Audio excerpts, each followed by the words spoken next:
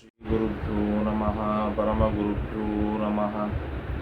ಶ್ರೀಮದಾನಂದತೀರ್ಥಭಗವತ್ಪಾದಾಚಾರ್ಯಗುರುಭ್ಯೋ ನಮಃ. ಹರಿ ಓಂ. ನಾರಾಯಣಂ ಸುರಗುರುಂ ಜಗದೇಕನಾಥಂ ಭಕ್ತಪ್ರಿಯಂ ಸಕಲಲೋಕನಮಸ್ಕೃತಂ ಚ ತ್ರೈಗುಣ್ಯವರ್ಜಿತಮಜಂ ವಿಭುಮದ್ಯಮೀಶಂ ವಂದೇ ಭವಘ್ನಂ ಅಮರಾಸುರಸಿದ್ಧವಂದ್ಯಂ. ನಾರಾಯಣಾಯ ಪರಿಪೂರ್ಣಗುಣಾರ್ಣವಾಯ ವಿಶ್ವೋದಯಸ್ಥಿತಿಲಯೋನ್ನಿಯತಿಪ್ರದಾಯ ಜ್ಞಾನಪ್ರದಾಯ ವಿಬುಧಾಸುರಸೌಖ್ಯದುಃಖಸತ್ಕಾರಣಾಯ ವಿತತಾಯ ನಮೋ ನಮಸ್ತೆ. ಸರ್ವಮಂಗಲಮಂಗಲ್ಯೆ ಶಿವೆ ಸರ್ವಾರ್ಥಸಾಧಿಕೆ ಶರಣ್ಯೆ ತ್ರ್ಯಂಬಕೆ ಗೌರಿ ನಾರಾಯಣಿ ನಮೋಸ್ತುತೆ.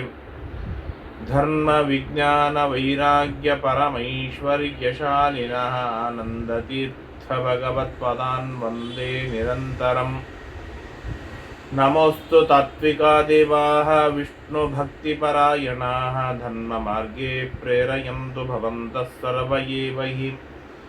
ಆನಂದತೀರ್ಥೋಪದಿಷ್ಟೋ ನಿಧಿರ್ನಾರಾಯಣಾಹ್ವಯಃ ಪ್ರದರ್ಶಿತೋ ಯೇನ ಸಮ್ಯಕ್ ಜಯತೀರ್ಥಂ ತಮಾಶ್ರಯೇ. ಪೂಜ್ಯಾಯ ರಾಘವೇಂದ್ರಾಯ ಸತ್ಯಧರ್ಮರತಾಯ ಚ ಭಜತಾಂ ಕಲ್ಪವೃಕ್ಷಾಯ ನಮತಾಂ ಕಾಮಧೇನವೇ. ವಿದ್ಯಾಪೀಠವಿಧಾತಾರಂ ವಿದ್ಯಾವಾರಿಧಿಚಂದಿರಂ ವಿದ್ಯಾರ್ಥಿವತ್ಸಲಂ ವಂದೇ ಮಹಾಮಹಿಮಸದ್ಗುರುಂ ಆಪಾದಮೌಲಿಪರ್ಯಂతం ಗುರುಣಾಮಾಕೃತಿಂ ಸ್ಮರೇತ್.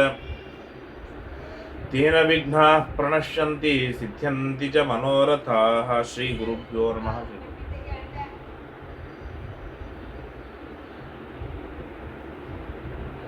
ಶ್ರೀ ಗುರುಭ್ಯೋ ನಮೋ ನಮಃ. ಹರಿ ಓಂ. ನಾರಾಯಣಂ ನಮಸ್ಕೃತ್ಯ ನರಂಚೈವ ನರೋತ್ತಮಂ ದೇವೀಂ ಸರಸ್ವತೀಂ ವ್ಯಾಸಂ ತತೋ ಜಯಂ ಉದೀರಯೇತ್. ಮಹತ್ವಾದ್ ಭಾರವತ್ವಾಚ್ಚ ಮಹಾಭಾರತಮುಚ್ಯತೆ ನಿರುಕ್ತಮಸ್ಯ ಯೋ ವೇದ ಸರ್ವಪಾಪೈಃ ಪ್ರಮುಚ್ಯತೆ. ಕೃಷ್ಣದ್ವೈಪಾಯನಂ ವ್ಯಾಸಂ ವಿದ್ಯೆ ನಾರಾಯಣಂ ಪ್ರಭುಂ ಕೋ ಹ್ಯನ್ಯಃ ಪುಂಡರೀಕಾಕ್ಷಾನ್ ಮಹಾಭಾರತಕೃತ್ ಭವೇತ್. ವೇದೇ ರಾಮಾಯಣೇ ಚೈವ ಪುರಾಣೇ ಭಾರತೆ ತಥಾ ಆದಾವಂತೆ ಚ ಮಧ್ಯೆ ಚ ವಿಷ್ಣುಃ ಸರ್ವತ್ರ ಗೀಯತೆ. ನಮೋ ಭಗವತೆ ತಸ್ಮೈ ವ್ಯಾಸಾಯಾಮಿತ ತೇಜಸೇ ಯಸ್ಯ ಪ್ರಸಾದಾದ್ ವಕ್ಷ್ಯಾಮಿ ಶ್ರೀಮನ್ನಾರಾಯಣ ಕಥಾಮಿಮಾಂ. ಸ್ವಸ್ತ್ಯಸ್ತು ಅಶೇಷ ಸನ್ಮಂಗಲಾನಿ ಭವಂತು. ಧರ್ಮರಾಜ ನಾರದರಿಗೆ ಪ್ರಶ್ನೆಯನ್ನು ಮಾಡಿದ.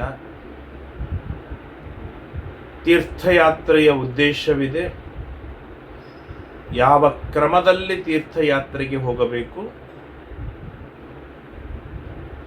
ಎಲ್ಲೆಲ್ಲಿ ತೀರ್ಥಯಾತ್ರೆಯನ್ನು ಮಾಡುವುದರಿಂದ ಉತ್ಕೃಷ್ಟವಾದ ಫಲವಿದೆ, ಎಂಥೆಂಥ ಫಲವಿದೆ ಅಂತ ಕೇಳಿದಾಗ ವಿಸ್ತಾರವಾಗಿ ತಿಳಿಸ್ತಾ ನಿನ್ನೆಯ ದಿನ ಪುಷ್ಕರ ಕ್ಷೇತ್ರದಿಂದ ಆರಂಭಿಸಿದರು. ಪುಷ್ಕರ ಕ್ಷೇತ್ರದ ಮಹಿಮೆಯನ್ನು ಸಾಕಷ್ಟು ಹೇಳಿದರು. ಮುಂದೆ ಅನೇಕ ತೀರ್ಥಗಳನ್ನು ಹೇಳ್ತಾ ಹೋಗ್ತಾ ಇದ್ದಾರೆ. ನರ್ಮದಾಂ ಸ ಸಮಾಸಾದ್ಯ ನದೀಂ ತ್ರೈಲೋಕ್ಯ ವಿಶ್ರುತಾಂ ತರ್ಪಯಿತ್ರಾ ಪಿತॄನ್ ದೇವಾನ್ ಅಗ್ನಿಷ್ಟೋಮ ಫಲಂ ಲಭೇತ್. ತ್ರೈಲೋಕ್ಯ ವಿಶ್ರುತಾಂ, ಮೂರು ಲೋಕಗಳಲ್ಲಿ ಅತ್ಯಂತ ಪ್ರಸಿದ್ಧವಾದಂತಹ ನರ್ಮದಾ ನದಿಗೆ ತೀರ್ಥಯಾತ್ರೆಗೆ ಹೋಗಬೇಕು. ಆ ನರ್ಮದಾ ನದಿಯೊಳಗೆ ಪಿತೃದೇವತೆಗಳನ್ನು ತರ್ಪಣೆಯನ್ನು ಸ್ನಾನ ಮಾಡಿ ಪಿತೃದೇವತೆಗಳಿಗೆ ತರ್ಪಣೆಯನ್ನು ಕೊಡುವುದರಿಂದ ಅಗ್ನಿಷ್ಟೋಮ ಯಾಗ ಮಾಡಿದ ಫಲ ಬರುತ್ತದೆ. ದಕ್ಷಿಣಂ ಸಿಂಧು ಮಾಸಾದ್ಯ ಬ್ರಹ್ಮಚಾರಿ ಜಿತೇಂದ್ರಿಯ ಅಗ್ನಿಷ್ಟೋಮವಾಪ್ನೋತಿ ವಿಮಾನಂ ಚಾಧಿರೋಹತಿ. ಸಿಂಧು ನದಿಯ ದಕ್ಷಿಣ ಭಾಗದಲ್ಲಿ ಹೋಗಬೇಕು, ಬಲದಂಡೆಗೆ ಹೋಗಿ ಅಲ್ಲಿ ಬ್ರಹ್ಮಚಾರಿಯಾಗಿ ಜಿತೇಂದ್ರಿಯ ಅಲ್ಲಿ ಹೋಗಿ ಸ್ನಾನ ಮಾಡುವುದರಿಂದ ಜಿತೇಂದ್ರಿಯನಾಗ್ತಾನೆ. ಅಗ್ನಿಷ್ಟೋಮವಾಪ್ನೋತಿ, ಅಗ್ನಿಷ್ಟೋಮ ಯಾಗ ಮಾಡಿದರೆ ಏನು ಫಲವಿದೆ ಆ ಫಲವನ್ನು ಅವನು ಪಡೆದುಕೊಳ್ತಾನೆ. ಅದರ ಜೊತೆಗೆ ವಿಮಾನ ಮದಿರೋಹತಿ, ಮುಂದೆ ದೇವತೆಗಳು ವಿಮಾನದೊಳಗೆ ಕೂಡಿಸಿಕೊಂಡು ಅವನನ್ನು ಸ್ವಾಗತವನ್ನು ಮಾಡಿ ಕರೆದುಕೊಂಡು ಹೋಗ್ತಾರೆ. ಚರ್ಮಣ್ಮತೀಂ ಸಮಾಸಾದ್ಯ ನಿಯತೋ ನಿಯತಾಶನಃ ರಂತಿದೇವಾಭ್ಯನುಜ್ಞಾತಂ ಅಗ್ನಿಷ್ಟೋಮ ಫಲಂ ಲಭೇತ್. ಮುಂದೆ ಚರ್ಮಣ್ವತಿ ಎನ್ನುವಂಥ ನದಿ ಬರ್ತದೆ. ಆ ನದಿಯಲ್ಲಿ ಹೋಗಿ ಸ್ನಾನವನ್ನು ಮಾಡು ಎಂಬ ರಂತಿದೇವನ ಅನುಮತಿಯನ್ನು ತೆಗೆದುಕೊಂಡು ಸ್ನಾನ ಮಾಡುವುದರಿಂದ ಅಗ್ನಿಷ್ಟೋಮ ಯಾಗ ಮಾಡಿದರೆ ಏನು ಫಲ ಬರ್ತದೆ, ಆ ಫಲ ಆ ಚರ್ಮಣ್ವತಿ ನದಿಯಲ್ಲಿ ಸ್ನಾನ ಮಾಡುವುದರಿಂದ ಬರುತ್ತದೆ. ತಥೋ ಗಚ್ಚೇತ ಧರ್ಮಜ್ಞಂ ಹಿಮವತ್ಸುತಮರ್ಬುದಂ ಪೃಥಿವ್ಯಾಂ ಯತ್ರ ವೈ ಛಿದ್ರಂ ಪೂರ್ವಮಾಸೀದ್ ಯುಧಿಷ್ಠಿರ. ಆಮೇಲೆ ಹಿಮವತ್ಸುತಂ, ಹಿಮಾಲಯ ಬೆಟ್ಟದ ಮಗ ಅರ್ಬುದ ಎಂಬುದಾಗಿ ಹೆಸರು. ಅಲ್ಲಿ ಹೋಗಬೇಕು. ಅಲ್ಲಿ ಪೃಥಿವ್ಯಾಂ ಯತ್ರ ವೈ ಛಿದ್ರಂ, ಮೊದಲಿಗೆ ಪೃಥ್ವಿಯೊಳಗೆ ಒಂದು ಛೇದವಿತ್ತು, ಆ ಛೇದದಲ್ಲಿ ಹೋಗಬೇಕು. ತತ್ರಾಶ್ರಮ, ಅಲ್ಲಿ ಏನಿದೆ ಅಂತಂದರೆ ವಸಿಷ್ಠ ಋಷಿಗಳ ಆಶ್ರಮವಿದೆ. ಆ ವಸಿಷ್ಠರ ಋಷಿಗಳ ಆಶ್ರಮದೊಳಗೆ ಹೋಗಿ ತತ್ರೋಶ್ಯ ರಜನೀಮೇಕ, ಒಂದು ರಾತ್ರಿ ಅಲ್ಲಿ ಕಳೆಯಬೇಕಂತ. ಬೇರೆ ಏನು ಬೇಕಾಗಿಲ್ಲ, ಒಂದು ರಾತ್ರಿ ಅಲ್ಲಿ ಕಳೆಯುವುದರಿಂದ 1,000 ಆಕಳಗಳನ್ನು ದಾನ ಮಾಡುವುದರಿಂದ ಏನು ಫಲ ಬರ್ತದೆ, ಆ ಫಲ ಸಿಕ್ಕು ಬರ್ತದೆ. ಪಿಂಗತೀರ್ಥಮುಪಸ್ಪೃಶ್ಯ ಬ್ರಹ್ಮಚಾರಿ ಜಿತೇಂದ್ರಿಯ ಕಪಿಲಾನಾಂ ನರಶ್ರೇಷ್ಠ ಶತಸ್ಯ ಫಲಮಶ್ನುತೆ. ಅಲ್ಲಿಂದ ಮುಂದೆ ಹೋಗ್ತಾ ಇರುವಾಗ ಪಿಂಗತೀರ್ಥ ಎಂಬುದಾಗಿ ಸಿಗುತ್ತದೆ. ಆ ಪಿಂಗತೀರ್ಥದಲ್ಲಿ ಸ್ನಾನ ಮಾಡುವುದರಿಂದ ಏನು ಕಪಿಲ ಗೋಗಳನ್ನು 100 ದಾನ ಮಾಡಿದರೆ ಏನು ಫಲ ಬರ್ತದೋ ಆ ಫಲ ನಮಗೆ ಸಿಕ್ಕು ಬರ್ತದೆ. ಇವನ್ನೆಲ್ಲ ಇವತ್ತು ಇವೇ ನಮಗೆ ಗೊತ್ತಿಲ್ಲ. ನಮ್ಮ ನೆಗ್ಲೆಕ್ಟಿನಿಂದ, ನಮ್ಮ ಆಲಸ್ಯತನದಿಂದ, ನಮ್ಮ ಹಿರಿಯರು ತೀರ್ಥಯಾತ್ರೆಗಳಿಗೆ ಹೋಗದಿರೋದರಿಂದ ಈ ಎಲ್ಲ ತೀರ್ಥಗಳು ಕಾಣೆಯಾಗಿವೆ, ಮುಚ್ಚಿ ಹೋಗಿವೆ. ಅದು ಯಾವುದು ಏನು ಅಂತ ಗೊತ್ತಾಗುವುದಿಲ್ಲ. ಇವತ್ತು ನಮಗೆ ಪ್ರಸಿದ್ಧವಿದ್ದ ತೀರ್ಥಗಳಿಗೆ ನಾವು ಕಷ್ಟಪಟ್ಟು ಹೋಗಿ ಸ್ನಾನವನ್ನು ಮಾಡಿ ಅವುಗಳನ್ನು ಉಳಿಸಲಿಲ್ಲ ಅಂತಾದರೆ ಮುಂದೆ ಈಗಿರುವ ತೀರ್ಥಗಳು ಕೂಡ ನಮ್ಮ ಜನರೇಷನ್ಗೆ ಸಿಗೋದಿಲ್ಲ. ಇದು ಅಷ್ಟೇ ನಿಶ್ಚಯ. ಇವತ್ತು ನಮ್ಮ ಪಾಲಿಗೆ ಎಷ್ಟು ತೀರ್ಥಗಳು ಮಾಯವಾಗಿವೆ, ಮುಂದಿನ ವರ್ಗದೊಳಗೆ ಪೀಳಿಗೆಗೆ ಈಗ ಗೊತ್ತಿರುವ ತೀರ್ಥಗಳು ಮಾಯವಾಗತ್ತೆ. ಅದೇನೋ ಒಂದು ಬಾವಿ ಇದೆ, ಸರೋವರವಿದೆ ಅಂತ ಹೋಗ್ತಾರೆ ಹೊರತು ಅಲ್ಲಿ ಆ ತೀರ್ಥದ ಮಹಿಮೆ ಗೊತ್ತಾಗುವುದಿಲ್ಲ. ಇಷ್ಟೆಲ್ಲ ಫಲಗಳಿಂದ ವಂಚಿತರಾಗಿ ಹೋಗುವಂತಹ ಪ್ರಸಂಗ ನಮಗೆ ಎದುರಾಗುತ್ತೆ. ತಥೋ ಗಚ್ಚೇತ ರಾಜೇಂದ್ರ ಪ್ರಭಾಸಂ ಲೋಕವಿಶ್ರುತಂ. ಅಲ್ಲಿಂದ ಪ್ರಭಾಸ ಕ್ಷೇತ್ರಕ್ಕೆ ಬರುದು. ಪ್ರಭಾಸ ಕ್ಷೇತ್ರ ಬಹಳ ಅದ್ಭುತವಾದ ಕ್ಷೇತ್ರ. ಅಂದ್ರೆ ಶ್ರೀಕೃಷ್ಣ ಪರಮಾತ್ಮ ದ್ವಾರಕಾಪಟ್ಟಣ ಇದು ಮೋಕ್ಷಪ್ರದವಾದ ಅನೇಕ ನಗರಗಳಲ್ಲಿ, ಅಂದ್ರೆ ಕಾಶಿ, ಕಾಂಚಿ, ಅವಂತಿಕಾ, ಪುರಿ, ದ್ವಾರಾವತಿ ಚೈವ ಕಾಶಿ ಹಾಗಾಗಿ ಈ 7 ಕ್ಷೇತ್ರಗಳಲ್ಲಿ ಬರುವಂತ ದ್ವಾರಾವತಿ. ಆ ದ್ವಾರಕಾದೊಳಗೆ ಕೃಷ್ಣ ಇದ್ದ. ಆದರೆ ಕೃಷ್ಣ ತನ್ನ ಜನರನ್ನು ಪರಂಧಾಮಕ್ಕೆ ಕಳಿಸುವಾಗ, ಈ ಭೂಮಿಯಿಂದ ತಿರುಗಿ ಕಳಿಸ್ತಾ ಇರುವಾಗ, ಇರುವ ಕ್ಷೇತ್ರದೊಳಗೆ ಮರಣ ಹೊಂದುವುದರಿಂದ ಬಹಳ ಪುಣ್ಯ ಬರುವುದಿಲ್ಲ ಅಂತ ಎಲ್ಲ ಗೋಪಾಲಕರನ್ನು, ಎಲ್ಲ ಯಾದವರನ್ನು ಪ್ರಭಾಸಕ್ಕೆ ಕರೆದುಕೊಂಡು ಬರ್ತಾನೆ ಅಂತಂದ್ರೆ ಪ್ರಭಾಸ ಕ್ಷೇತ್ರ ಎಷ್ಟು ಉತ್ತಮವಾಗಿದೆ ಅನ್ನೋದನ್ನು ಊಹೆ ಮಾಡಬೇಕು. ಸ್ವಯಂ ಶ್ರೀಕೃಷ್ಣ ಪರಮಾತ್ಮ ಪರಂಧಾಮಕ್ಕೆ ಹೋದಂತಹ ಅದ್ಭುತವಾಗಿರ್ತಕ್ಕಂತಹ ಕ್ಷೇತ್ರ ಪ್ರಭಾಸ ಕ್ಷೇತ್ರ. ಸೋಮನಾಥನ ದಿವ್ಯವಾದ ಸನ್ನಿಧಾನವಿದೆ ಅಲ್ಲಿ. ಸಮುದ್ರ ಭೋರ್ಗರಿಯುವಂತಹ ಸಮುದ್ರ, ಬಾರಿ ರಮಣೀಯವಾಗಿರ್ತಕ್ಕಂಥ ಪ್ರದೇಶ. ಅಂತ ಪ್ರವಾಸಕ್ಕೆ ಹೋಗ್ತಾನೆ. ತೀರ್ಥಂ ದೇವಗಣೇ ಪೂಜ್ಯಂ ಋಷಿಭಿಶ್ಚ ನಿಷೇವಿತಂ ತತ್ರ ಸನ್ನಿಹಿತೋ ನಿತ್ಯಂ ಸ್ವಯಮೇವ ಹುತಾಶನಃ. ಆ ಪ್ರಭಾಸ ತೀರ್ಥದೊಳಗೆ ದೇವತೆಗಳಿಂದ ನಿರಂತರವಾಗಿ ಪೂಜಿತರಾದಂತಹ ಋಷಿಗಳು ಅಲ್ಲಿ ವಾಸವನ್ನು ಮಾಡುತ್ತಾರೆ. ಎಂಥ ದಿವ್ಯ! ಅಲ್ಲಿ ಸ್ವಯಂ ಹುತಾಶನ ಅಗ್ನಿ ತಾನು ಯಾವಾಗಲೂ ತನ್ನೊಂದು ದಿವ್ಯವಾದ ಸನ್ನಿಧಾನದಿಂದ ಪ್ರವಾಸ ಕ್ಷೇತ್ರದಲ್ಲಿ ಇಟ್ಟಿರ್ತಾನೆ. ಬಹಳ ಅದ್ಭುತವಾಗಿರ್ತಕ್ಕಂಥ ಪ್ರವಾಸ ಕ್ಷೇತ್ರ. ದೇವತಾನಾಂ ಮುಖಂ ವೀರ ಜ್ವಲನೋ ನಿಲಸಾರಥಿ. ಯಾರ ಅಗ್ನಿ ಅಂತಂದ್ರೆ ದೇವತೆಗಳಿಗೆ ಮುಖ ರೂಪದೊಳಗೆ ಇದ್ದಾನೆ. ಅಂದ್ರೆ ಋಷಿಗಳು, ಮನುಷ್ಯರು ಎಲ್ಲರೂ ಕೊಡುವ ಆಹುತಿಗಳನ್ನು ಅಗ್ನಿ ತಾನು ಸ್ವೀಕಾರವನ್ನು ಮಾಡಿ ದೇವತೆಗಳಿಗೆ ಒಯ್ದು ಮುಟ್ಟಿಸ್ತಾನೆ. ಆದ್ದರಿಂದಾಗಿ ನಮ್ಮ ಹೊಟ್ಟೆಗೆ ಮುಟ್ಟಿಸುವ ಆಹಾರಕ್ಕೆ ಮುಖ ರೂಪದೊಳಗೇನು ಈ ಮುಖ ಬಾಯಿ ಇದೆಯಲ್ಲ, ಅದೇ ರೀತಿಯಾಗಿ ದೇವತೆಗಳಿಗೆ ಮುಟ್ಟಿಸುವ ಆಹಾರಕ್ಕೆ ಮುಖ ರೂಪದಲ್ಲಿದ್ದಾನೆ ಅಗ್ನಿ. ಅಂತಹ ಅಗ್ನಿದೇವತೆಯ ದಿವ್ಯವಾದ ಸನ್ನಿಧಾನವಿರುವುದು ಪ್ರಭಾಸ ಕ್ಷೇತ್ರದಲ್ಲಿ. ಅಗ್ನಿ ಇದ್ದಾನೆ ಅಂತಂದ್ಮೇಲೆ ಅಗ್ನಂತರ್ಗದ ಹರಣಿಪತಿ ಪರಶುರಾಮರ ಅತ್ಯದ್ಭುತವಾದ ಸನ್ನಿಧಾನವಿದೆ. ಪರಶುರಾಮ ದೇವರಿದ್ದಾರೆ ಅಂತಂದ್ರೆ ಪರಶುರಾಮ ದೇವರಿಂದ ಅದು ಪರಶುರಾಮ ದೇವರ ಒಂದು ದಿವ್ಯವಾದ ಅಧಿಷ್ಠಾನ ರುದ್ರದೇವರು. ಆ ರುದ್ರದೇವರ ಸನ್ನಿಧಾನವೂ ಕೂಡ ಆ ಪ್ರಭಾಸ ಕ್ಷೇತ್ರದಲ್ಲಿ ಇದೆ. ತಸ್ಮಿನ್ ತೀರ್ಥೇ ನರಸ್ನಾತ್ವಾ ಶುಚಿ ಪ್ರಯತಮಾನಸಃ ಅಗ್ನಿಷ್ಠೋಮಾತಿರಾತ್ರಾಭ್ಯಾಂ ಫಲಂ ಪ್ರಾಪ್ನೋತಿ ಪೂರುಷಃ. ಆ ಪ್ರಭಾಸ ಕ್ಷೇತ್ರದೊಳಗೆ ಸ್ನಾನವನ್ನು ಮಾಡುವುದರಿಂದ ಅಗ್ನಿಷ್ಠೋಮ ಹಾಗೂ ಅತಿರಾತ್ರ ಎನ್ನುವಂಥ 2 ಯಾಗಗಳನ್ನು ಮಾಡಿದ ಫಲ ಅವನಿಗೆ ಸಿಕ್ಕು ಬರುತ್ತದೆ. ಎಂಥ ದಿವ್ಯವಾದ ಕ್ಷೇತ್ರಗಳನ್ನು ನಾವು ವಂಚಿತರಾಗಿದ್ದೇವೆ, ಕ್ಷೇತ್ರಗಳಿಂದ ಸಾಧನೆಯಿಂದ ವಂಚಿತರಾಗಿದ್ದೇವೆ ಎನ್ನುವುದನ್ನು ಶ್ರೀಮನ್ ಮಹಾಭಾರತವನ್ನು ಕೇಳ್ತಾ ಇರುವಾಗ ನಮಗೆ ಮನವರಿಕೆ ಆಗುತ್ತೆ. ಯಾಗ ತೀರ್ಥಯಾತ್ರೆಯನ್ನು ಮಾಡಬೇಕು ಅಂತಂದ್ರೆ ಶ್ರೀಮದ್ ಭಾಗವತ ಹೇಳುತ್ತೆ, ತೀರ್ಥಯಾತ್ರೆಯನ್ನು ಮಾಡುವುದರಿಂದ ಮನಸ್ಸು ಶುದ್ಧಿಯಾಗತ್ತೆ, 2ನೇದ್ದು ಪಾಪಗಳ ಪರಿಹಾರವಾಗತ್ತೆ, 3ನೇದ್ದು ಅಪಾರವಾದ ಪುಣ್ಯದ ರಾಶಿ ಬರುತ್ತದೆ. ಅದಾದ ಮೇಲೆ ಆ ಪುಣ್ಯ ಬಂದಾಗ ಸಜ್ಜನರ ಸಹವಾಸವಾಗತ್ತೆ, ಸಜ್ಜನರ ಸಹವಾಸದಿಂದ ಹಿರಿಯರ ಗುರುಗಳ ಜ್ಞಾನಿಗಳ ಸಂಘವಾಗತ್ತೆ, ಜ್ಞಾನಿಗಳ ಸಹವಾಸದಿಂದ ತತ್ವಜ್ಞಾನ ಬರುತ್ತೆ, ತತ್ವಜ್ಞಾನದಿಂದ ಭಕ್ತಿ ಉಂಟಾಗತ್ತೆ, ಭಕ್ತಿಯಿಂದ ಶುದ್ಧವಾದ ತತ್ವಜ್ಞಾನ ಬರುತ್ತೆ, ಆ ಶುದ್ಧವಾದ ತತ್ವಜ್ಞಾನದಿಂದ ಪಕ್ವವಾದ ಭಕ್ತಿ ಬರುತ್ತೆ, ಆ ಪಕ್ವವಾದ ಭಕ್ತಿಯಿಂದ ಪರೋಕ್ಷ ಜ್ಞಾನವಾಗುತ್ತೆ, ಪರೋಕ್ಷ ಜ್ಞಾನವಾಗುವುದರಿಂದ ಪರಿಪಕ್ವವಾದ ಭಕ್ತಿ ಬರುತ್ತೆ, ಪರಿಪಕ್ವವಾದ ಭಕ್ತಿಯಿಂದ ಅಪರೋಕ್ಷ ಜ್ಞಾನವಾಗುತ್ತದೆ, ಅಪರೋಕ್ಷ ಜ್ಞಾನವಾದ ಮೇಲೆ ಅತ್ಯಂತ ಪರಿಪಕ್ವವಾದ ಭಕ್ತಿ ಬರ್ತದೆ, ಆ ಅತ್ಯಂತ ಪರಿಪಕ್ವವಾದ ಭಕ್ತಿಯಿಂದ ಮೋಕ್ಷಾದಿ ಪುರುಷಾರ್ಥಗಳು ಸಿಕ್ಕು ಬರುತ್ತದೆ. ಆದ್ದರಿಂದಾಗಿ ಮೋಕ್ಷಾದಿ ಪುರುಷಾರ್ಥಕ್ಕೆ ಸಾಕ್ಷಾತ್ತಾಗಿ ಪರಂಪರೆಯ ಕಾರಣವಾಗಿರುವಂತಹದ್ದು ದಿವ್ಯವಾದಂತಹದ್ದು ಏನು ಅಂತಾರೆ ಮೊಟ್ಟ ಮೊದಲನೇದು ಅದು ತೀರ್ಥಯಾತ್ರ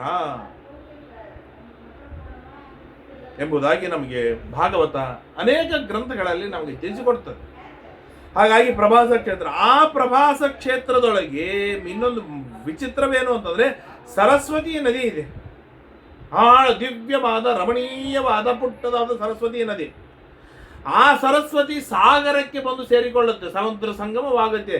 ಏನು ಸರಸ್ವತ್ಯ ತಥೋ ಗತ್ವಾ ಸರಸ್ವತ್ಯಾ ಸಾಗರಸ್ಯ ಚ ಸಂಗಮೆ ಗೋಸಹಸ್ರ ಫಲಂ ತಸ್ಯ ಸ್ವರ್ಗಲೋಕಂಚ ವಿಂದತಿ.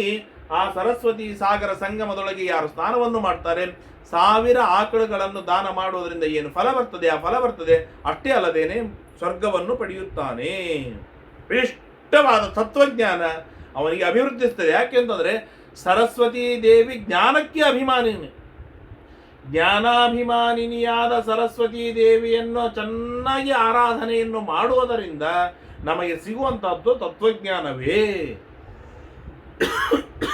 ಹಾಗಾಗಿ ಆ ಸರಸ್ವತಿ ಸಾಗರ ಸಂಗಮವೇನಿದೆ ತತ್ವಜ್ಞಾನಕ್ಕಾಗಿ ಬಹಳ ಶ್ರೇಷ್ಠವಾದ, ಅಂದರೆ ಸ್ನಾನ ಮಾಡುವುದರಿಂದ ನಮಗೆ ಸಿಗುತ್ತೆ. ಅಲ್ಲಿ ಹೋಗಿ ಇದ್ದರೆ, ದೇವರ ಪೂಜಾದಿಗಳನ್ನು ಮಾಡಿದರೆ, ಜಪತಪಗಳನ್ನು ಮಾಡಿದರೆ, ಅನುಷ್ಠಾನ ಅನುಸಂಧಾನಗಳನ್ನು ಮಾಡುವುದರಿಂದ, ಯಜ್ಞ ಯಾಗಗಳನ್ನು ಮಾಡುವುದರಿಂದ, ಪಿತೃತರ್ಪಣಗಳನ್ನು ಕೊಡುವುದರಿಂದ ಏನು ಫಲವಿದೆ ಅನ್ನೋದನ್ನು ಊಹೆ ಮಾಡಲಿಕ್ಕೂ ಸಾಧ್ಯವಿಲ್ಲ. ಅಷ್ಟೆಲ್ಲ ಫಲಗಳನ್ನು ಕೊಡುವಂತಹ ತೀರ್ಥಕ್ಷೇತ್ರಗಳು. ಪ್ರಭಯಾ ದೀಪ್ಯತೆ ನಿತ್ಯಂ ಅಗ್ನಿವದ್ಭರತರ್ಷಭ. ಅಲ್ಲಿ ಸ್ನಾನವನ್ನು ಮಾಡುವುದರಿಂದ ಅಗ್ನಿ ಹೇಗೆ ನಿರಂತರವಾಗಿ ಪ್ರಕಾಶಮಾನನಾಗಿರ್ತಾನೆ, ಅದೇ ರೀತಿಯಾಗಿ ಸ್ನಾನ ಮಾಡಿದ ವ್ಯಕ್ತಿ ತಾನು ಒಂದು ವಿಶಿಷ್ಟವಾದ ಕಾಂತಿಯಿಂದ ಪ್ರಭೆಯಿಂದ ಪ್ರಕಾಶಮಾನನಾಗಿರ್ತಾನೆ. ಇದು ಮತ್ತೊಂದು ಫಲವಾಗಿದೆ. ತತ್ರ ಸ್ನಾತ್ವಾ ಚರಾಚೇಂದ್ರ ವಿಮಲಾರ್ಕ ಸಮದ್ಯುತಿ ತ್ರಿರಾತ್ರ ಮುಷಿತ ಸ್ನಾತಃ ತರ್ಪಯೇತ್ ಪಿತೃದೇವತಾ. ಅಲ್ಲಿ 3 ರಾತ್ರಿಗಳವರೆಗೆ ಇದ್ದು ಸ್ನಾನವನ್ನು ಮಾಡುವುದರಿಂದ, ಜೊತೆಗೆ ಪಿತೃದೇವತೆಗಳಿಗೆ ತರ್ಪಣವನ್ನು ಕೊಡೋಣದರಿಂದ ಅವನು ವಿಮಲಾರ್ಕ ಸಮದ್ಯುತಿ, ಮುಂದೆ ಮೋಕ್ಷದೊಳಗೆ ಸೂರ್ಯನಂತೆ ಪ್ರಕಾಶಮಾನನಾಗ್ತಾನೆ, ನಿರ್ಮಲವಾದ ಸೂರ್ಯನಂತೆ ಪ್ರಕಾಶವುಳ್ಳವನಾಗ್ತಾನೆ, ಪ್ರಕಾಶವನ್ನು ಪಡೆಯುತ್ತಾನೆ. ಪ್ರಕಾಶ, ಮುಖದ ಕಾಂತಿಯೂ ಕೂಡ ಒಂದು ದಿವ್ಯವಾದ ಲಕ್ಷಣವಾಗಿದೆ. ಆ ಲಕ್ಷಣವನ್ನು ಅಭಿವೃದ್ಧಿಸಿಕೊಳ್ಳಲಿಕ್ಕೆ ಸಾಧ್ಯವಿದೆ. ವರಪ್ರಭಾಸತೆ ಯಥಾ ಸೋಮಃ ಸ್ವಶ್ವಮೇಧಂಚ ವಿಂದತಿ. ಅಷ್ಟೇ ಅಲ್ಲದೇನೆ ಯಾವ ರೀತಿಯಾಗಿ ಚಂದ್ರ ನಿರಂತರವಾಗಿ ಪ್ರಭಾಸಮಾನನಾಗಿರ್ತಾನೆ, ಹಾಗೆ ಸೂರ್ಯನಂತೆ ಕಾಂತಿ ಬರುತ್ತೆ, ಚಂದ್ರನಂತೆಯೂ ಕಾಂತಿ ಬರ್ತದೆ, ಕೊನೆಗೆ ಅಶ್ವಮೇಧ ಯಾಗವನ್ನು ಮಾಡಿದ ಮಹಾಫಲವಿದೆ. ಅದಕ್ಕಾಗಿಯೇನೆ ಮೊಟ್ಟ ಮೊದಲಿಗೆ ಹೇಳಿದ್ರು, ಯಾರಿಗೆ ಯಜ್ಞ ದಾನಗಳನ್ನು ಮಾಡುವ ಸಾಮರ್ಥ್ಯವಿಲ್ಲ ಅಂತಹ ದರಿದ್ರರು ಈ ತರಹದ ತೀರ್ಥಯಾತ್ರೆಗಳನ್ನು ಮಾಡಿ ಆ ಎಲ್ಲ ಯಜ್ಞ ಯಾಗಗಳನ್ನು ಮಾಡೋಣದರಿಂದ ಏನು ಫಲ ಬರ್ತದೆ ಆ ಎಲ್ಲ ಫಲವನ್ನು ಬಾಚಿಕೊಳ್ಳಲಿಕ್ಕೆ, ಪಡೆದುಕೊಳ್ಳಲಿಕ್ಕೆ ಸಾಧ್ಯವಾಗುತ್ತದೆ. ಆದರೆ ಭಾರಿ ವಿಚಿತ್ರವೇನು ಅಂತಂದ್ರೆ, ಬಡವರಿಗೆ, ದರಿದ್ರನಿಗೆ, ಬಡವ ಅಲ್ಲ ದಾರಿದ್ರ್ಯ ಉಳ್ಳವನಿಗೆ ದೇವರು, ತೀರ್ಥಯಾತ್ರೆ, ಪಾಠ ಪ್ರವಚನ ಬೇಡವೇ ಬೇಡ. ಒಬ್ಬ ವ್ಯಕ್ತಿ ನನ್ನ ಸಂಪರ್ಕದೊಳಗೆ ಬಂದ. ಆ ವ್ಯಕ್ತಿ ಕೇಳಿದ, ಪಾಪ ಬಹಳ ಜೀವನದೊಳಗೆ ನೊಂದು ಬೆಂದು ಹೋಗಿದ್ದ. ಆಚಾರ್ಯ, ಮನೆಯಲ್ಲಿ ಕಷ್ಟವಿದೆ, ಕೆಲಸ ಸಿಕ್ಕಿಲ್ಲ, ತುಂಬ ದಾರಿದ್ರ್ಯ, ವಿವಾಹವಾಗ್ತಾ ಇಲ್ಲ, ಮನೆಯಲ್ಲಿ ಹಿರಿಯರು ಇಲ್ಲ, ನೂರಾರು ಕಷ್ಟಗಳನ್ನು ತೋಡಿಕೊಂಡ. ಪಾಪ ಅವನಿಗೆ ನಾನು ಒಂದು ಮಾತು ಹೇಳಿದೆ, ಇಷ್ಟೆಲ್ಲ ಕಷ್ಟವಿದೆ, ಅದಕ್ಕೆ ಒಂದು ಕೆಲಸ ಮಾಡು, ಇಲ್ಲಿ ಒಂದು ಪ್ರಾಣದೇವರ ದಿವ್ಯವಾದ ಸನ್ನಿಧಾನವಿದೆ, ಈ ಪ್ರಾಣದೇವರ ಸನ್ನಿಧಾನದೊಳಗೆ 48 ದಿನಗಳವರೆಗೆ ಪ್ರತಿನಿತ್ಯ 108 ಪ್ರದಕ್ಷಿಣೆ ನಮಸ್ಕಾರಗಳನ್ನು ಹಾಕುವ, ನಿನಗೆ ಎಲ್ಲಾ ತರಹದ ಮಂಗಳಗಳಾಗತ್ತೆ ಅಂತ. ಅದಕ್ಕೆ ಅವನು ತಿರುಗಿ ಏನು ಹೇಳಬೇಕು ಅಂತಂದ್ರೆ, ನಾನು ಪ್ರದಕ್ಷಿಣೆ ನಮಸ್ಕಾರ ಹಾಕಲಿಕ್ಕೆ ಅವನು ಒಪ್ಪಲೇ ಇಲ್ಲ. ಅವನು ಹೇಳ್ತಾರೆ, ಏನಾದರೂ ಹೋಮ ಹವನ ಶಾಂತಿಗಳನ್ನು ಮಾಡಿಸುವುದಿದ್ದರೆ ಹೇಳಿ, ನಾನು ಮಾಡಿಸ್ತೇನೆ ಅಂತ. ನಾನು ವಿಚಾರವನ್ನು ಮಾಡಿ ಹೇಳಿದೆ, ಹಾಗಾದ್ರೆ ನಾನು ಮಾಡಿಸುವುದಿಲ್ಲಪ್ಪ, ಇಲ್ಲೇ ನನ್ನ ಪರಿಚಯದವರಿದ್ದಾರೆ, ಅವ್ರ ಹತ್ರ ಹೋಗು ಅಂತ ಹೇಳಿದೆ. ಅವ್ರಿಗೆ ಮೊದಲಿಗೆ ಹೇಳಿದೆ, ಈ ಒಬ್ಬ ವ್ಯಕ್ತಿಯನ್ನು ಕಳಿಸ್ತೇನೆ, ಅವನಿಗೆ ಒಂದು 40,000 ಆಗುತ್ತೆ ಅಂತ ಹೇಳಿ ನೋಡೋಣ ಏನಂತಾನೆ ಅಂತ. ಅವ್ರು ಹಾಗೆ ಹೇಳಿದ್ರು, 40,000 50,000 ಆಗತ್ತೆ ಅಂದ್ರೆ 50,000 ಕೊಡುವುದಕ್ಕೆ ಸಿದ್ಧನ. ತನ್ನ ಕಷ್ಟ, ತನ್ನ ದಾರಿದ್ರ್ಯ, ತನ್ನ ಸಮಸ್ಯೆಗಳ ಮಧ್ಯದೊಳಗೆ ಎಲ್ಲಿಂದೋ ಸಾಲವಿತ್ತೆ 50,000 ತರಲಿಕ್ಕೆ ಸಿದ್ಧನಾದನೇ ಹೊರತು, ಹೋಗಿ ಸೇವೆಯನ್ನು ಮಾಡು, ಸರ್ವಾಭಿಷ್ಟಗಳನ್ನು ಪಡೆದುಕೋ ಅಂತ ಹೇಳಿದ್ರೆ ಅವನು ಸುತರಾಮ್ ಒಪ್ಪಲಿಲ್ಲ. ಇದು ಇವತ್ತಿನ ಜ್ವಲಂತವಾದ ಪರಿಸ್ಥಿತಿ, ಘೋರವಾದ ಪರಿಸ್ಥಿತಿ. ಸುಲಭ ರೀತಿಯೊಳಗೆ ಅದ್ಭುತವಾದ ಫಲಗಳು ಸಿಗತ್ತೆ, ಪಡೆಯೋ ಮಹಾರಾಯ ಅಂತಂದ್ರೆ ನಾವು ಹೇಳ್ತೇವೆ, ನಮಗೆ ಸಾಧ್ಯವಿಲ್ಲ. ಯಾಕೆ ಅಂತಂದ್ರೆ ಏನು ಮಾಡೋದು, ಫ್ರೀಯಾಗಿ ಅದರಿಂದ ಏನು ಸಿಗತ್ತೆ ಅಂತ ವಿಚಾರವನ್ನು ಮಾಡೋದು ನಾವು. ಆದರೆ ನಮ್ಮ ಮಧ್ವಾಚಾರ್ಯರು, ನಮ್ಮ ವೇದವ್ಯಾಸ ದೇವರು ತಿಳಿಸಿಕೊಡುವಂಥ ಏನೊಂದು ದಿವ್ಯವಾಗಿರ್ತಕ್ಕಂಥ ಮಹಾಭಾರತ ಗ್ರಂಥವಿದೆ. ಮಹಾಭಾರತ ಗ್ರಂಥದೊಳಗೆ ವೇದವ್ಯಾಸ ದೇವರು ಗಟ್ಟಿಯಾಗಿ ಪ್ರತಿಪಾದನೆಯನ್ನು ಮಾಡ್ತಾರೆ. ಯಾವ ಶ್ರೀಮಂತನಿರಲಿ, ಎಂಥ ದರಿದ್ರನಿರಲಿ, ಅವನಿಗೆ ಸಾಧನೆಯನ್ನು ಮಾಡಿಕೊಳ್ಳಲಿಕ್ಕೆ ಬೇಕಾಗಿರ್ತಕ್ಕಂಥ ಸಾಧನೆಯ ಕಾರ್ಯಗಳನ್ನು, ಸಾಧನೆಯ ಕರ್ಮಗಳನ್ನು ಅವರವರ ಯೋಗ್ಯತಾನುಸಾರವಾಗಿ ತಿಳಿಸಿಕೊಡ್ತಾರೆ. ಹಣವಿದೆಯಾ, ಅನ್ನದಾನ ಮಾಡು. ಹಣವಿದೆಯಾ, ದ್ರವಿಣದಾನ ಮಾಡು. ಹಣವಿದೆಯಾ, ಯಜ್ಞಯಾಗಗಳನ್ನು ಮಾಡು. ಹಣವಿದೆಯಾ, ಇನ್ನು ನಾನಾ ತರಹದ ವೈಭವಗಳ ಆಚರಣೆಯನ್ನು ಮಾಡು. ಆದರೆ ಸಾಧನೆ ಮಾಡಿಕೊಳ್ಳುವುದರಿಂದ ಹಿಂದುಳಿಯಬೇಡ. ಸಾಧನೆ ಎಂದಿಗೂ ಉಳಿಯುವ ಹಾಗಿಲ್ಲ. ಇಲ್ಲಪ್ಪ, ನನ್ನ ಹತ್ರ ಹಣವಿಲ್ಲ, ದಾರಿದ್ರ್ಯವಿದೆ, ಕಷ್ಟವಿದೆ, ಹಾಗಾದ್ರೆ ತೀರ್ಥಯಾತ್ರೆ ಮಾಡು. ತೀರ್ಥಯಾತ್ರೆ ಮಾಡುವುದರಿಂದ ಈ ಎಲ್ಲಾ ಯಜ್ಞಯಾಗಗಳನ್ನು ಮಾಡಿದ ಫಲವೂ ಬರ್ತದೆ, ಮನಸ್ಸು ನಿರ್ಮಲವಾಗುತ್ತೆ, ಪಾಪಗಳು ಪರಿಹಾರವಾಗುತ್ತೆ, ಪುಣ್ಯ ರಾಶಿ ರಾಶಿ ಪುಣ್ಯ ಬರ್ತದೆ. ಅದರಿಂದ ಬೇಕಾದ್ದನ್ನು ಸಾಧಿಸಿಕೊಳ್ಳಬಹುದು, ದೇವರು ಸಾಧಿಸ್ತಾನೆ. ಇದು ನಮ್ಮ ವೇದವ್ಯಾಸ ದೇವರು ತಿಳಿಸಿಕೊಡುವಂಥ ಪರಿಶುದ್ಧವಾಗಿರ್ತಕ್ಕಂಥ ಮಾರ್ಗವಿದೆ. ಭೀಮಸೇನ ದೇವರು ಮಾಡಿರ್ತಕ್ಕಂಥ ಮಾರ್ಗವಿದೆ, ಯಾತ್ರೆಗಳಿದೆ. ತಥೋ ದ್ವಾರಾವತಿ ವಿಷ್ಣು ದೂರ್ವಾಸ ಯತ್ರ ವರೋ ದತ್ತೋ ಯುಧಿಷ್ಠಿರ. ಮುಂದೆ ಆ ಪ್ರಭಾಸದಿಂದ ಮುಂದೆ ವರದಾನ ಎನ್ನುವಂತ ಒಂದು ಕ್ಷೇತ್ರವಿದೆ. ಅಲ್ಲಿ ದೂರ್ವಾಸ ಋಷಿಗಳು ಶ್ರೀಕೃಷ್ಣ ಪರಮಾತ್ಮನಿಗೆ ವರ ಕೊಟ್ಟಿರ್ತಕ್ಕಂಥ ಸ್ಥಳವಿದೆ. ಇವತ್ತು ನಾವು ಹುಡುಕಬೇಕು, ಸಿಗತ್ತೆ. ಆದರೆ ಕೇಳಿಲ್ಲ, ನಮ್ಮ ಕಿವಿಗೆ ಬಂದಿಲ್ಲ, ಅದು ಅಷ್ಟೇ ಸತ್ಯ. ಅಂತಹ ಕ್ಷೇತ್ರಕ್ಕೆ ಹೋಗಿ ಸ್ನಾನಗಳನ್ನು ಮಾಡೋದ್ರಿಂದ 1000 ಆಕಳಗಳನ್ನು ದಾನ ಮಾಡಿದರೆ ಏನು ಫಲವಿದೆ, ಆ ಫಲ ಬರ್ತದೆ. ಏನು ಇವತ್ತು ಒಂದು ಆಕಳವನ್ನು ನಾವು ಖರೀದಿ ಮಾಡಿ ದಾನ ಮಾಡಬೇಕು ಅಂತಂದ್ರೆ ಕನಿಷ್ಠ 50,000 ರಿಂದ 60,000 ರೂಪಾಯಿ ಬೇಕಾಗತ್ತೆ. ಅಂಥದ್ದು 10 ಆಕಳಿಗೆ 6 ಲಕ್ಷ, 100 ಆಕಳುಗಳಿಗೆ 60 ಲಕ್ಷ, 1000 ಆಕಳುಗಳಿಗೆ 6 ಕೋಟಿ ಅಷ್ಟು ಖರ್ಚು ಮಾಡಿ ಆಕಳುಗಳನ್ನು ತಂದು ದಾನ ಮಾಡಿದರೆ ಏನು ಫಲವಿದೆ, ಆ ಫಲ ಆ ವರದಾನ ಕ್ಷೇತ್ರಕ್ಕೆ ಹೋಗಿ ಸ್ನಾನ ಮಾಡುವುದರಿಂದ ಬರುತ್ತದೆ. ತಥೋ ದ್ವಾರಾವತಿಂ ಗಚ್ಚೇನ್ನಿಯತೋ ನಿಯತಾಶನಃ. ಅಲ್ಲಿಂದ ದ್ವಾರಕಾಪಟ್ಟಣಕ್ಕೆ ಹೋಗಬೇಕು. ಏನು ದ್ವಾರಕಾಪಟ್ಟಣ ಅಂತಂದ್ರೆ ಸಮುದ್ರದ ಮಧ್ಯದೊಳಗೆ ಶ್ರೀಕೃಷ್ಣ ಪರಮಾತ್ಮ ತನ್ನ ಅಚಿಂತ್ಯದ್ಭುತವಾದ ಶಕ್ತಿಯಿಂದ ನಿರ್ಮಾಣವನ್ನು ಮಾಡಿರ್ತಕ್ಕಂಥ ಪರಮಾದ್ಭುತವಾದ ದಿವ್ಯವಾದ ಕ್ಷೇತ್ರ ಅದು ದ್ವಾರಕಾಪಟ್ಟಣ. ನಮ್ಮ ಹಿರಿಯರು ಕಟ್ಟಿದ ಮನೆಗೆ ನಾನು ಪ್ರೀತಿಯಿಂದ ಹೋಗ್ತೇನೆ, ಜ್ಞಾನಿಗಳು ಇರುವ ಮನೆಗೆ ನಾನು ಹೋಗ್ತೇನೆ. ಹೀಗಿರುವಾಗ ಸ್ವಯಂ ಶ್ರೀಕೃಷ್ಣ ಪರಮಾತ್ಮ ತನ್ನ ಮನಸ್ಸಿನಿಂದ, ತನ್ನ ಇಚ್ಛೆಯಿಂದ, ತನ್ನ ಅಚಿಂತ್ಯದ್ಭುತವಾದ ಶಕ್ತಿಯಿಂದ ತಾನು ಇರುವುದಕ್ಕಾಗಿ ಮಾಡಿಕೊಂಡ ಪಟ್ಟಣವೇನಿದೆ ಅದು ಎಷ್ಟು ಉತ್ತಮವಾಗಿದೆ, ಎಷ್ಟು ಅತ್ಯದ್ಭುತವಾಗಿದೆ ಅನ್ನೋದನ್ನು ಊಹೆ ಮಾಡಲಿಕ್ಕೆ ಸಾಧ್ಯವಿಲ್ಲ.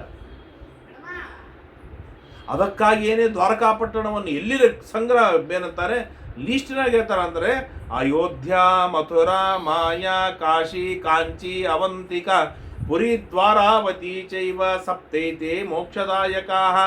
ರಾಮಚಂದ್ರ ದೇವರು ಇರುವಂತಹ ಅಯೋಧ್ಯ ಹೇಗೆ ಮೋಕ್ಷವನ್ನು ತಂದುಕೊಡುತ್ತೋ ಹಾಗೆ ಶ್ರೀಕೃಷ್ಣ ಪರಮಾತ್ಮ ತಾನು ತನಗಾಗಿ ನಿರ್ಮಾಣವನ್ನು ಮಾಡಿಕೊಂಡಿರ್ತಕ್ಕಂಥ ದ್ವಾರಕಾಪಟ್ಟಣವೂ ಕೂಡ ಮೋಕ್ಷವನ್ನೇ ಕೊಡುವಂತಹ ಕ್ಷೇತ್ರವಿದೆ. ಏನು ಅದ್ಭುತವಾದ ದ್ವಾರಕಾಪಟ್ಟಣ! ಎಲ್ಲಿ ನೋಡಿದಲ್ಲಿ ಕೃಷ್ಣ ಓಡಾಡಿರ್ತಕ್ಕಂತಹ ಸ್ಥಳ. ಆ ದ್ವಾರಕಾಪಟ್ಟಣದೊಳಗೆ ನಾವು ಒಂದು ಕಾಲು ಇಡಬೇಕಾದ್ರೆ ಟೆನ್ಷನ್ ಆಗತ್ತೆ, ಗಾಬರಿ ಆಗುತ್ತೆ. ಯಾಕಂದ್ರೆ ಈ ಸ್ಥಳದೊಳಗೆ ಕೃಷ್ಣ ಕಾಲಿಟ್ಟಿರ್ತಾನಲ್ವಾ, ಆ ಕೃಷ್ಣ ಕಾಲಿಟ್ಟ ಸ್ಥಳದೊಳಗೆ ನಾನು ಹೇಗೆ ಕಾಲಿಡುವುದು ಅಂತ ಮನಸ್ಸಿಗೆ ಭಾವನೆ ಬರುತ್ತೆ. ಅಲ್ಲಿರುವ ಕಣ ಕಣಗಳಲ್ಲಿ ಕೃಷ್ಣ ವ್ಯಾಪಿಸಿರ್ತಕ್ಕಂತಹ ದಿವ್ಯವಾದಂತಹ ಸ್ಥಳವದು ದ್ವಾರಕಾಪಟ್ಟಣ. ಇವತ್ತಿಗೂ ಕೂಡ ಕ್ಷೇತ್ರ ರೂಪದೊಳಗೆ ವಜ್ರ ಸ್ಥಾಪನೆ, ಕೃಷ್ಣನ ಮರಿಮಗನಾದ ವಜ್ರ ನಿರ್ಮಾಣವನ್ನು ಮಾಡಿರ್ತಕ್ಕಂಥ ಪ್ರತಿಮೆಯೊಳಗೆ ಕೃಷ್ಣನ ದಿವ್ಯವಾದ ಸನ್ನಿಧಾನವಿದೆ. ರುಕ್ಮಿಣಿ ಅದನ್ನು ಪೂಜೆ ಮಾಡಿಕೊಟ್ಟಿದ್ದಾಳೆ ಎಂಬುದಾಗಿ ನಮ್ಮ ಭಾವನೆ ಇದೆ. ಅಂತಹ ಅದ್ಭುತವಾಗಿರ್ತಕ್ಕಂಥ ಕ್ಷೇತ್ರ ಇದು ದ್ವಾರಕಾಪಟ್ಟಣ. ನಾನಾ ದೇಶದಲ್ಲಿರುವ ಋಷಿ ಮುನಿಗಳು ಓಡಿ ಓಡಿ ಬರ್ತಾರೆ ದ್ವಾರಕಾಪಟ್ಟಣಕ್ಕೆ. ಆ ದ್ವಾರಕಾಪಟ್ಟಣದ ಸಮುದ್ರದಲ್ಲಿ ಸಿಗುವ ಸಣ್ಣ ಸಣ್ಣ ಕಲ್ಲುಗಳು, ಅವುಗಳನ್ನು ನಿತ್ಯ ನಾವು ಪೂಜೆಗಳಲ್ಲಿ ಇಟ್ಟುಕೊಳ್ಳಲಿಕ್ಕೆ ಬೇಕು ಎಂಬುದಾಗಿ ನಮಗೆ ತಿಳಿಸಿಕೊಡ್ತಾರೆ. ಅವೇ ಚಕ್ರಾಂಕಿತ. ಯಾಕೆ? ಕೃಷ್ಣನ ಪಾದದ ಚಿಹ್ನೆ ಅಲ್ಲಿ ಮೂಡಿವೆ, ಆದ್ರಿಂದಾಗಿ ಅವು ಚಕ್ರಾಂಕಿತ ಎಂಬುದಾಗಿ ಪ್ರಸಿದ್ಧವಾಗುತ್ತೆ. ಆ ಪ್ರದೇಶದೊಳಗೆ ಕೃಷ್ಣ ಓಡಾಡಿದ್ದಾನೆ. ಓಡಾಡಿದ ಮಣ್ಣೇ ಇವತ್ತು ಗೋಪಿಚಂದನವಾಗಿದೆ. ಹೀಗೆ ಕೃಷ್ಣ ಓಡಾಡಿದ ಮಣ್ಣು ಗೋಪಿಚಂದನ, ಕೃಷ್ಣ ಪಾದ ಸ್ಪರ್ಶವಾಗಿರ್ತಕ್ಕಂಥ ಕಲ್ಲುಗಳು ಚಕ್ರಾಂಕಿತ. ಕೃಷ್ಣ ಇರುವ ಮನೆ ಸ್ವರ್ಗ ಅಲ್ಲ, ಮೋಕ್ಷ. ಸರ್ವಾಭಿಷ್ಟಪ್ರದನಾಗಿರ್ತಕ್ಕಂತಹ ನಮ್ಮೆಲ್ಲ ತರಹದ ಪಾಪಗಳನ್ನು ಪರಿಹಾರವನ್ನು ಮಾಡುವ ಹೆದ್ದೊರೆ ತಾನು ನಮಗಾಗಿ ಬಂದು ವಿರಾಜಮಾನನಾಗಿರ್ತಕ್ಕಂತಹ ದಿವ್ಯವಾಗಿರ್ತಕ್ಕಂಥ ಕ್ಷೇತ್ರ ಅದು ದ್ವಾರಕಾಪಟ್ಟಣ. ಆ ದ್ವಾರಕಾಪಟ್ಟಣದಲ್ಲಿ ಹೋಗಿ 3 ದಿನಗಳವರೆಗೆ ಇರಬಾರದೆ ಎಂಬುದಾಗಿ ನಾರದರು ಕೇಳ್ತಾ ಇದ್ದಾರೆ. ಧರ್ಮಣ್ಣ, ನಿನಗೆ ಅತ್ಯಂತ ಪ್ರಿಯನಾದ, ಹಿತೈಷಿಯಾದ, ಹೆದ್ದೈವನಾದ, ಇಷ್ಟ ದೇವತೆಯಾಗಿರ್ತಕ್ಕಂತಹ ಯಾವ ಶ್ರೀಕೃಷ್ಣ ಪರಮಾತ್ಮ ನಿರಂತರವಾಗಿ ವಾಸವನ್ನು ಮಾಡ್ತಾ ಇದ್ದಾನೆಯೋ ಅಂತಹ ಪಟ್ಟಣವನ್ನು ನೀನು ನೆಗ್ಲೆಕ್ಟ್ ಮಾಡಬೇಡ. ಸಾಮಾನ್ಯವಾದ ಕ್ಷೇತ್ರ ಎಂಬುದಾಗಿ ನೀನು ಭಾವಿಸಬೇಡ.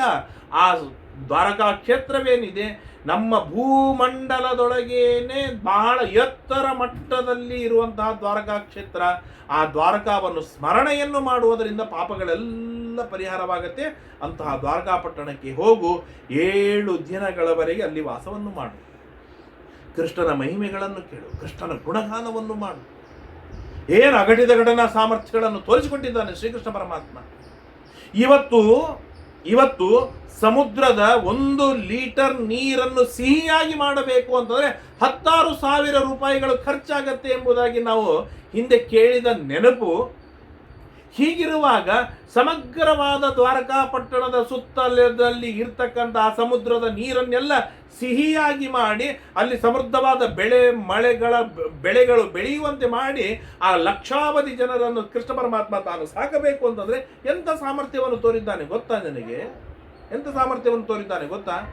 ಅಂತಹ ದ್ವಾರಕಾಪಟ್ಟಣ ಪರಮ ಮಂಗಲಮಯವಾಗಿರ್ತಕ್ಕಂಥ ದ್ವಾರಕಾಪಟ್ಟಣ. ಆ ದ್ವಾರಕಾಪಟ್ಟಣಕ್ಕೆ ಹೋಗು. ಆ ದ್ವಾರಕಾಪಟ್ಟಣದಲ್ಲಿ ಭಾಗವತ ಶ್ರವಣವನ್ನು ಮಾಡು. ಭಗವದ್ಭಕ್ತಿಯನ್ನು ಉದ್ಬೋಧಿಸುವಂತಹ ಶ್ರೀಮದ್ ಭಾಗವತ ಶ್ರವಣವನ್ನು ಮಾಡು. ಯಾರಿಗೆ ಸಾಧ್ಯವಿದೆ ಜೀವಮಾನದೊಳಗೆ ಒಂದು ಬಾರಿಯಾದರೂ ದ್ವಾರಕಾಪಟ್ಟಣಕ್ಕೆ ಹೋಗಿ 7 ದಿನಗಳವರೆಗೆ ಇದ್ದು ಸಮಗ್ರವಾದ ಶ್ರೀಮದ್ ಭಾಗವತವನ್ನು ಕೇಳಬೇಕು, ಪಾರಾಯಣವನ್ನು ಮಾಡಬೇಕು, ಸಪ್ತಾಹವನ್ನು ಮಾಡಬೇಕು, ಶ್ರೀಕೃಷ್ಣನ ದಿವ್ಯವಾದ ಆರಾಧನೆಯನ್ನು ಮಾಡಬೇಕು. ಈ ತರಹದ ಸತ್ಸಂಕಲ್ಪವನ್ನು ಮಾಡಬೇಕಾಗಿರ್ತಕ್ಕಂಥ ಹೊಣೆಗಾರಿಕೆ ನಮ್ಮದಾಗಿದೆ ಎಂಬುದಾಗಿಯೂ ಕೂಡ ಮಹಾಭಾರತ ನಮಗೆ ಸಂದೇಶವನ್ನು ಕೊಡುತ್ತದೆ. ಆ ದ್ವಾರಕಾಪಟ್ಟಣದಿಂದ ಪಿಂಡಾರಕ ಕ್ಷೇತ್ರಕ್ಕೆ ಹೋಗು. ಅಲ್ಲಿ ಎಷ್ಟು ಅದ್ಭುತವಾದದ್ದು ಅಂತಂದರೆ, ಪಿಂಡಾರಕ ಕ್ಷೇತ್ರದೊಳಗೆ ಇವತ್ತಿಗೂ ಕೂಡ ಅನೇಕ ಚಿಹ್ನೆಗಳು ಕಾಣಿಸುತ್ತೆ. ಪದ್ಮಚಿಹ್ನ, ಗದಾ ಚಿಹ್ನ ಇತ್ಯಾದಿ ಎಲ್ಲ ಮುದ್ರೆಗಳು ನಮಗೆ ಸಿಕ್ಕು ಬರ್ತದೆ. ತ್ರಿಶೂಲದ ಚಿಹ್ನೆಗಳು ಸಿಕ್ಕು ಬರ್ತದೆ. ಮಹಾದೇವರ ದಿವ್ಯವಾದ ಸನ್ನಿಧಾನವಿದೆ ಪಿಂಡಾರಕ ಕ್ಷೇತ್ರದೊಳಗೆ. ಪಿಂಡಾರಕ ಕ್ಷೇತ್ರ ಇವತ್ತಿಗೂ ಕೂಡ ಪ್ರಸಿದ್ಧವಾಗಿದೆ. ಅಲ್ಲಿಯ ಜನರು ನಮ್ಮನ್ನು ಕರೆದುಕೊಂಡು ಹೋಗ್ತಾರೆ ಅಂತ ದಿವ್ಯವಾಗಿರ್ತಕ್ಕಂಥ ಪಿಂಡಾರಕ ಕ್ಷೇತ್ರ. ಅಲ್ಲಿ ಸಿಂಧೂ ನದಿ ಸಾಗರದಕ್ಕ ಸಂಗಮವಾಗುತ್ತದೆ. ಪರಮ ಮಂಗಲಮಯವಾಗಿರ್ತಕ್ಕಂಥ ಕ್ಷೇತ್ರ. ಅಲ್ಲಿ ಹೋಗಿ ನೀನು ಪಿತೃದೇವತೆಗಳಿಗೆ ತರ್ಪಣವನ್ನು ಕೊಡುವುದರಿಂದ ವರುಣ ಲೋಕಕ್ಕೇನೇ ನೀನು ಪ್ರವೇಶವನ್ನು ಮಾಡ್ತೀಯ. ಅಂತ ಅದ್ಭುತವಾಗಿರ್ತಕ್ಕಂತಹ ಪಿಂಡಾರಕ ಕ್ಷೇತ್ರ. ಆ ಪಿಂಡಾರಕ ಕ್ಷೇತ್ರದಿಂದ ಏನಂತಾರೆ, ಶಂಕುಕರ್ಣೇಶ್ವರ ಎಂಬುವಂತಹ ರುದ್ರದೇವರು, ಆ ರುದ್ರದೇವರ ಸನ್ನಿಧಾನಕ್ಕೆ ಹೋಗು. ಅಶ್ವಮೇಧ ದಶಗುಣಂ ಪ್ರವದಂತಿ ಮನೀಷಿನಃ. ಆ ಶಂಕುಕರ್ಣನಿಗೆ ನೀನು ಹೋಗಿ ನವ ಪ್ರದಕ್ಷಿಣೆಯನ್ನು ಮಾಡುವುದರಿಂದ ಅಶ್ವಮೇಧಕ್ಕಿಂತಲೂ 10 ಪಟ್ಟು ಹೆಚ್ಚಿನ ಪುಣ್ಯ ನಿನಗೂ ಸಿಕ್ಕು ಬರ್ತದೆ. ಪ್ರದಕ್ಷಿಣ ಮುಪಾವೃತ್ಯ ಗಚ್ಚೇತ ಭರತರ್ಷಭ ತೀರ್ಥಂ ಕುರವ ಶ್ರೇಷ್ಠ ತ್ರಿಷು ಲೋಕೇಶು ವಿಶ್ರುತಂ ಶಮೀತಿ ನಾಮ್ನ ವಿಖ್ಯಾತಂ ಸರ್ವ ಪಾಪ ಪ್ರಣಾಶನಂ. ಶಮಿ ಎಂಬುದಂತಹ ಕ್ಷೇತ್ರವಿದೆ, ಅಲ್ಲಿ ಹೋಗು. ಅಲ್ಲಿ ಎಲ್ಲ ಪಾಪಗಳು ಪರಿಹಾರವಾಗತ್ತೆ. ತತ್ರ ಬ್ರಹ್ಮಾದಯೋ ದೇವಾಹ ಉಪಾಸಂತೆ ಮಹೇಶ್ವರಂ. ಅನೇಕ ದೇವತೆಗಳು, ಇಂದ್ರ ಚಂದ್ರ ಮೊದಲಾಗಿರ್ತಕ್ಕಂಥ ಎಲ್ಲ ದೇವತೆಗಳು ರುದ್ರದೇವರನ್ನು ವಿಶೇಷವಾಗಿ ಆರಾಧನೆಯನ್ನು ಮಾಡುವಂತಹ ಕ್ಷೇತ್ರ ಶಮಿ ಕ್ಷೇತ್ರ. ಅಲ್ಲಿ ಸ್ವಯಂ ಬ್ರಹ್ಮದೇವರು ಮಹಾದೇವ ಸರ್ವೋತ್ತಮನಾದ ದೇವರನ್ನು ಆರಾಧನೆಯನ್ನು ಮಾಡುವಂತಹ ದಿವ್ಯವಾದ ಕ್ಷೇತ್ರ. ಅಂದ್ರೆ ಈ ಕ್ಷೇತ್ರಗಳ ಹೆಸರೇ ನಮಗೆ ಗೊತ್ತಿಲ್ಲ, ಆಶ್ಚರ್ಯವಾಗುತ್ತೆ. ಜನ್ಮ ಪ್ರಭೃತಿ ಯತ್ ಪಾಪಂ ತಸ್ನಾತಸ್ಯ ಪ್ರಣಶ್ಯತಿ ಶಮೀ ಚಾತ್ರ ನರಶ್ರೇಷ್ಠ ಸರ್ವದೇವೈರಭಿಷ್ಟುತ. ಜನ್ಮ ಪ್ರಭೃತಿ, ಹುಟ್ಟಿದಾರಭ್ಯ ಏನೆಲ್ಲ ಪಾಪಗಳನ್ನು ಮಾಡಿದ್ದೇವೆ ಆ ಎಲ್ಲ ಪಾಪಗಳೂ ಕೂಡ ಆ ಶಮೀ ಕ್ಷೇತ್ರದೊಳಗೆ ಸ್ನಾನ ಮಾಡುವುದರಿಂದ ಪರಿಹಾರವಾಗುತ್ತದೆ. ತತ್ರ ಸ್ನಾತ್ವಾ ನರವ್ಯಾಘ್ರ ಹಯಮೇಧಮವಾಪ್ನುಯಾತ್. ಅಶ್ವಮೇಧ ಯಾಗವನ್ನು ಮಾಡೋದ್ರಿಂದ ಏನು ಫಲವಿದೆ ಆ ಫಲ ಸಿಗ್ತದೆ. ಗತ್ವಾ ಯತ್ರ ಮಹಾಪ್ರಾಜ್ಞ ವಿಷ್ಣುನ ಪ್ರಭವಿಷ್ಣುನ ಪುರಾ ಶೌಚಂ ಕೃತಂ ರಾಜನ್ ಹತ್ವಾ ದೈವತ ಕಂಟಕಂ.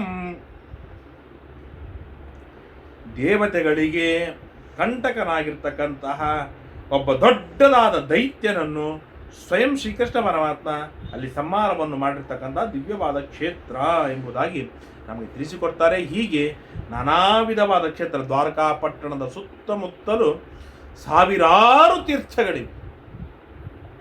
ಆ ಎಲ್ಲ ತೀರ್ಥಗಳಿಗೆ ಹೋಗುವ ಸಂಕಲ್ಪ ನಮ್ಮದಾಗಬೇಕು. ಆ ತೀರ್ಥಗಳ ಸ್ನಾನವಾಗಬೇಕು. ಆ ತೀರ್ಥಗಳಲ್ಲಿ ಯಜ್ಞ, ದಾನ, ತರ್ಪಣ, ಪಿತೃದೇವತೆಗಳಿಗೆ ತರ್ಪಣ ಮುಂತಾದವುಗಳೆಲ್ಲವನ್ನು ಮಾಡುವುದರಿಂದ ಮಹಾಫಲಗಳನ್ನು ಪಡೆದುಕೊಂಡವರಿದ್ದಾರೆ, ಸಿದ್ಧಪುರುಷರಾಗಿದ್ದಾರೆ, ಸಿದ್ಧಿಯನ್ನು ಪಡೆದವರಿದ್ದಾರೆ ಇತ್ಯಾದಿಯಾಗಿ ನಮಗೆ ತಿಳಿಸಿಕೊಡ್ತಾರೆ. ಆದ್ದರಿಂದಾಗಿ ಧರ್ಮರಾಜ ಯಾವ ಕಾರಣಕ್ಕೂ ಕೂಡ ನಾನು ಹೇಳಿದ ತೀರ್ಥಗಳನ್ನು ಸರಿಯಾಗಿ ನೆನಪಿನಲ್ಲಿಟ್ಟುಕೋ. ಆ ಕ್ರಮದೊಳಗೆ ನೀನು ತೀರ್ಥಯಾತ್ರೆಯನ್ನು ಮಾಡ್ತಾ ಹೋಗು. ಪರಮ ಮಂಗಳವಾಗತ್ತೆ, ದಿವ್ಯವಾದ ಅನುಗ್ರಹ ನಿನ್ನ ಮೇಲೆ ಆಗತ್ತೆ ಎಂಬುದಾಗಿ ತಿಳಿಸಿಕೊಡ್ತಾರೆ. ಆ ನಿಟ್ಟಿನೊಳಗೆ ತೀರ್ಥಯಾತ್ರೆಯನ್ನು ಕೇಳುವುದರಿಂದ ಬರುವ ಏನೆಲ್ಲ ಪುಣ್ಯವಿದೆ ಆ ಪುಣ್ಯವನ್ನೆಲ್ಲ ಇವತ್ತಿನ ಕಾಂಚೀಪುರದೊಳಗೆ ಆ ಶ್ರೀಮನ್ ಮಹಾಭಾರತ ಪ್ರವಚನ ನಡೀತಾ ಇದೆ. ಆ ಕಾಂಚೀಪುರದ ಸ್ವಾಮಿ ಅಂತಂದರೆ ವರದನಾಗಿರ್ತಕ್ಕಂತಹ ವರದರಾಜ. ಆ ವರದರಾಜನ ವಿಶೇಷವಾದ ಬ್ರಹ್ಮೋತ್ಸವ ನಡೀತಾ ಇದೆ. ಆ ವರ ಕೊಡುವುದಕ್ಕಾಗಿ 2 ಕೈಗಳಿಂದ ಅನಂತ ಹಸ್ತಗಳಿಂದ ಸಿದ್ಧನಾಗಿದ್ದಾನೆ. ಆ ಭಗವಂತನಲ್ಲಿ ಈ ಸಣ್ಣ ಪುಟ್ಟ ಪುಣ್ಯವನ್ನೆಲ್ಲ ಸಮರ್ಪಣೆಯನ್ನು ಮಾಡಿ ಮಹಾ ಅನುಗ್ರಹವನ್ನು ಪಡೆದುಕೊಳ್ಳೋಣ ಎಂಬುದಾಗಿ ತಿಳಿಸ್ತಾ ಇವತ್ತಿನ 4 ಮಾತುಗಳನ್ನು ಮುಕ್ತಾಯ ಮಾಡ್ತೇನೆ. ಶ್ರೀಕೃಷ್ಣಾರ್ಪಣಮಸ್ತು. ಯಸ್ ಸರ್ವಗುಣ ಸಂಪೂರ್ಣ ಸರ್ವದೋಷ ವಿವರ್ಜಿತ ಪ್ರಿಯತಾಂ ಪ್ರೀತಯೇ ಬಾಲಂ ವಿಷ್ಣುರ್ಮೇ ಪರಮಸ್ಸಹೃದ ಅನೇನ ಭಾವಿಯತ್ ಪುಣ್ಯಂ ತದಾಪ್ನೋತು ಗುರುರ್ಮಮ. ಶ್ರೀಕೃಷ್ಣಾರ್ಪಣಮಸ್ತು.